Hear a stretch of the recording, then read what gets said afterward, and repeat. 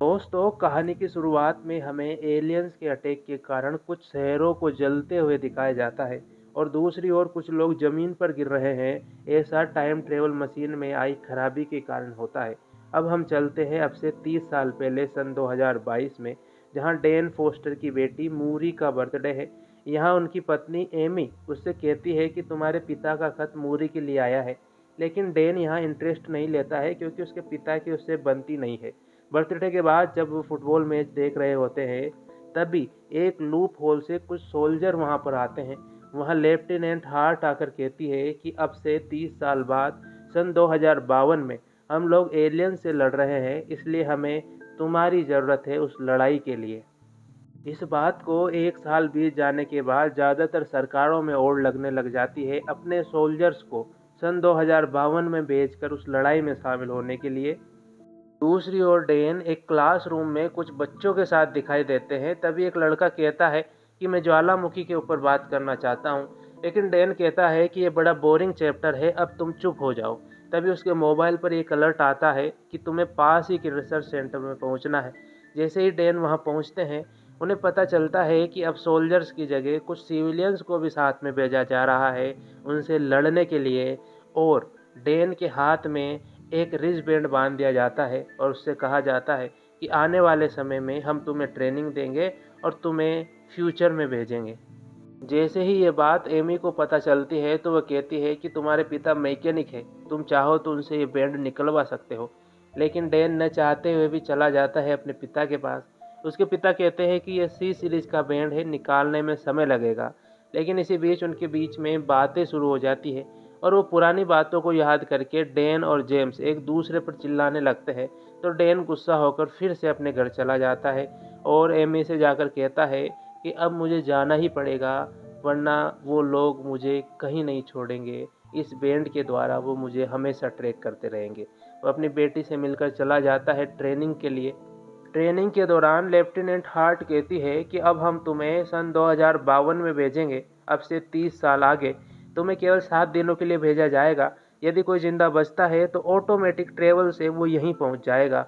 अब हमें कहानी में इस ट्रेवलिंग का सीन बताया जाता है, जहाँ पर ये लोग चले तो जाते हैं, लेकिन किसी तकनीकी खामी के कारण वहाँ पहुँचकर ज़मीन पर गिरने लगते हैं।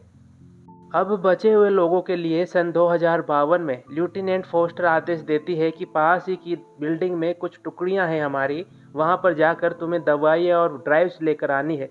लेकिन जैसे ही डैन और उसके कुछ साथी वहां पर पहुंचते हैं और वह देखते हैं कि वहां सभी लोगों को पहले ही मारा जा चुका है, तब वह पूरी तरह से घबरा जाते हैं। लेकिन यहाँ पर डैन उन दवाइयों को, ड्राइव्स को ले लेता है। तभी ये बात पता चल जाती है उन वाइट स्पाइक्स को, जो कि एक तरह के एलियंस ही है। अब इन स्पाइक्स की खास बात यह है, इनकी पूंछ में पाए जाने वाला हथियार जिसे ये तीर की तरह छोड़ते हैं और किसी को भी आसानी से मार देते हैं। ये लोग किसी तरह से बच बचा कर वहाँ से निकल जाते हैं, लेकिन एक ब्रिज के नीचे फंस जाते हैं। वहाँ पर डेन के ज़्यादातर साथी मर जाते हैं, केवल चार्ली, डोरियन और डेन ही बचते हैं। किसी तरह से जेट प्लेन वहाँ आ जाते हैं और उस एरिया को पूरी तरह से तहस नहस कर देते हैं। जब डेन की नींद खुलती है, यानी कि जब वह होश में आता है, तो उसे पता चलता है कि वह मिलिट्री कैंप पे है। यहाँ पर वह एक आदमी से मिलता है जो कई बार यहाँ आ चुका है लड़ाई लड़ने के लिए। वह कहता है कि मैं कैंसर से जूझ रहा हूँ, इसलिए मैं शहीद होना चाहता हूँ। अब डैन से मिलती है लेफ्टिनेंट फोस्टर। डैन समझ जाता है कि ये उसी की बेटी है, लेकिन वो अपने पिता को पसंद नहीं करती है। तब डैन कहता है कि अब हमें क्या करना है। तब फोस्टर कहती है कि पास ही में एक गुफा में हमारे कुछ साथियों ने मादा को पकड़ा है, यानी कि मादा स्पाइक्स को पकड़ा है जो मेन है। हम उसको लेने जाएंगे। वह लोग जैसे ही वहाँ पहुँचते हैं, वो देखते हैं कि वह मादा स्पाइक्स उन सैनिकों के कंट्रोल में नहीं आ रही है। तभी फोस्टर नीचे उतर जाती है, लेकिन वह फोस्टर को भी मारने की कोशिश करती है। इसे देखकर डेन भी उसे बचाने के लिए वहाँ पर नीचे आ जाता है। क्योंकि फीमेल की आवाज़ सुनकर वहाँ पर मेल भी आ जाते हैं, तो डैन को भी नीचे उतरना पड़ता है। इसके बाद में किसी तरह से वह फीमेल को भी साथ ले जाते हैं और डैन और मूरी किसी गाड़ी में बैठकर वहाँ से पास ही के बीच पर जा पहुँचते हैं बचकर। इसके बाद में डैन मूरी से पूछता है कि तुम मुझसे नाराज़ क्यों हैं।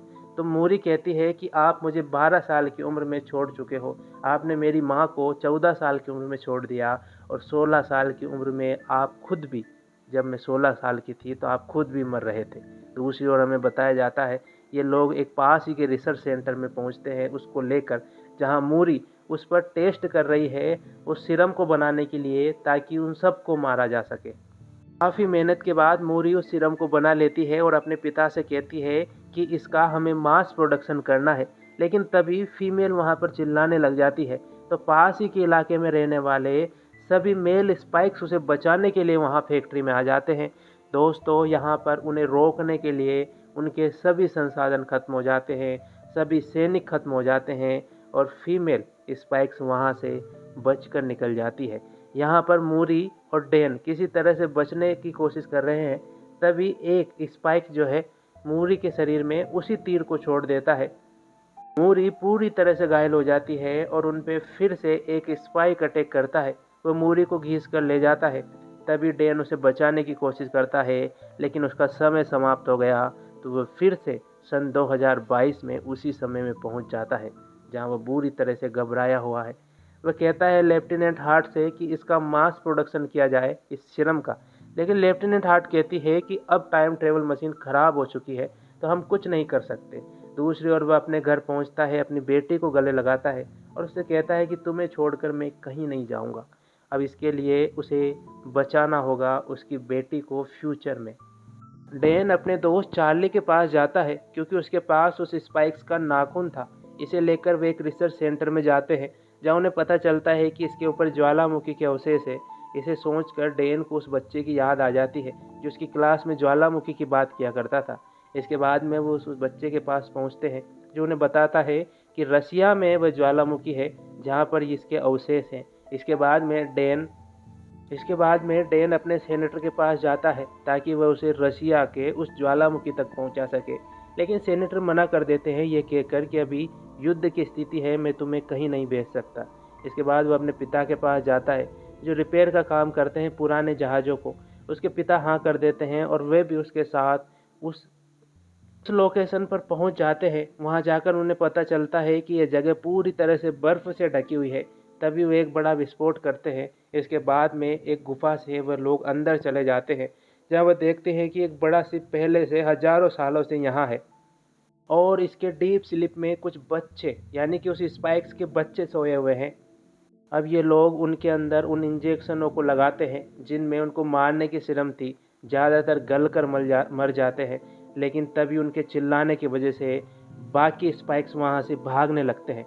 दूसरी ओर वह मादा स्पाइक्स भी वहाँ से भाग जाती है। डैन के कुछ साथी वहाँ पर ब्लास्ट कर देते हैं और खुद को शहीद कर लेते हैं, लेकिन मादा स्पाइक्स को पकड़ने के चक्कर में डैन उसका पीछा करता है। अब यहाँ पर मादा स्पाइक्स और डैन के बीच में लड़ाई होती है, जहाँ डैन उस इंजेक्शन को उसके मुंह में डाल देता है तो वह वहाँ पर गल जाती है और पहाड़ी से नीचे गिरकर मर जाती है। कहानी में अब हमें आगे बताया जाता है कि डैन भी घर पहुँच चुका है, लेकिन अब वो अपने पिता के साथ है। वो अपने पिता और अपनी बेटी को देखकर बहुत खुश होता है। दोस्तों, ये कहानी यहीं ख़त्म होती है। कैसी लगी ज़रूर बताना।